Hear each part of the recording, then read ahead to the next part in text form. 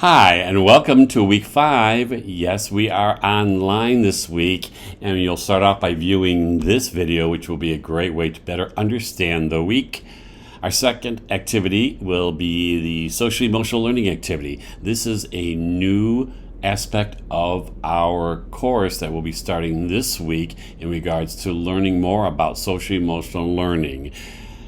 If you know anything about social emotional learning, you know when you teach students skills for social emotional learning, they will then be more successful in their academic skills, in the academic curriculum. And that is what the research is pointing at more and more all the time. So social emotional learning is something that is important and something that I would like to start to focus on in our classes and how we'll be using children's literature with social emotional learning. So you're going to click on the link to view the video to explain social emotional cultural anchor competencies. This is the framework we're going to use for our social emotional learning. You're going to use the social emotional cultural anchor competencies framework while observing the video and the activity below the video. This is the framework, and we're going to focus on this tan ring right here. You're welcome to look at the other rings because they will be important to how we work with our anchor competencies. So there is a copy of an electronic one here if you'd like it yourself. And what you're going to do then is to click on, after you view the video, you're going to click on the link for the Padlet. This is the Padlet. I'm going to show you that in just a second. And then you're going to post information for at least 5 of the 8 competencies that you know either from the information you glean from this framework or what you see and hear in the video. I'm going to point, this is the Padlet, and you will be able to just add what you would like on that. It should work just like that. If you have some problems, please let me know and I'll adjust it, but it should work okay. I'm going to go back to the week's work, and here you'll keep moving on, and next will be your literacy circle. This week you're going to Zoom with your partner to discuss your book. And then after you Zoom with your partner, then you can create your posting for your book and your Reduce Response blog, just like you did for your Culturally Diverse book, your Caldecott book, and then also your Touchstone book. You should have 4 postings after this week. And I do want to show you in the quick links. If you go to the portal and you click on quick links under yours, I think it's under students, you will find a Zoom link. Use the Zoom link. It's free to you. There's no limit on how long your Zoom discussions need to be. You can record them if you want. You don't need to, but this is a great way to use Zoom. It's free. The university pays for it, so please use it when you have to Zoom with your partner.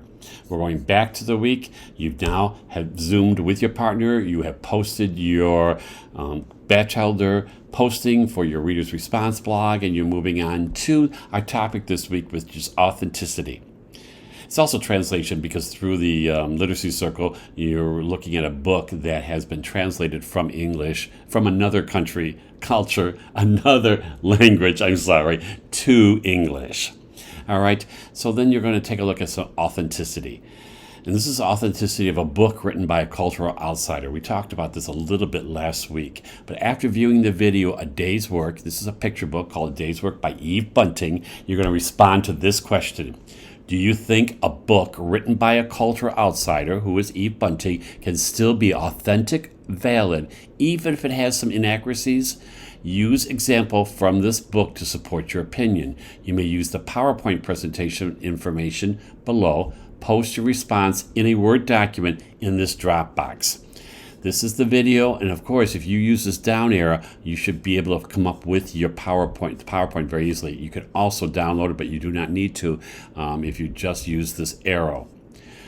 We're also going to evaluate the authenticity in a children's literature. So you're going to use this article here, and I'll click on that to show you that it is working.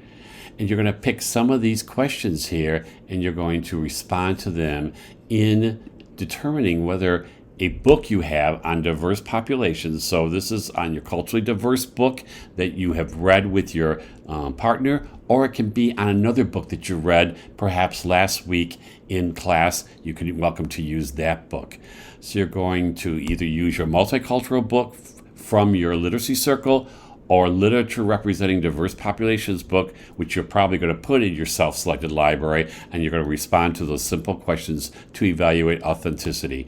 Determine if your book is authentic based on the questions you have responded to for this activity. Create a Word document and post your work in this Dropbox. And last but not least, this is an activity from week 2-3 that we could not view, and I'm now putting it here, and I think you can view it. I'm going to share what I can see. If you have any problems with any of the attachments this week to this lesson, please let me know, and I'll send them directly to you in an email.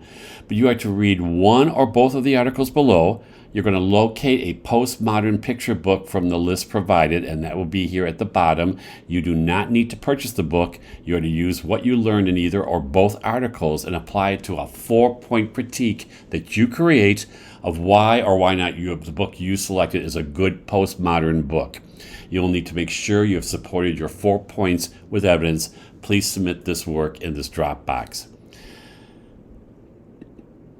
Here is the article. It should come right up for you. I'm hoping it does, like this, or you can download it too. Here is a way to download it, so there is a way for that. You don't need to. If you can read it from here, you're fine.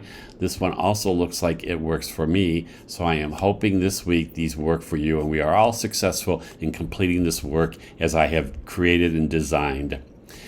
As always, if you have questions, please don't hesitate to maybe talk to your partner first or somebody else in class you might know. If they have the same questions or you're still stumped, please reach out to me. Don't hesitate to do that. Otherwise, I'll see you online next week. The following week, we'll be back in class. Thanks again for your flexibility.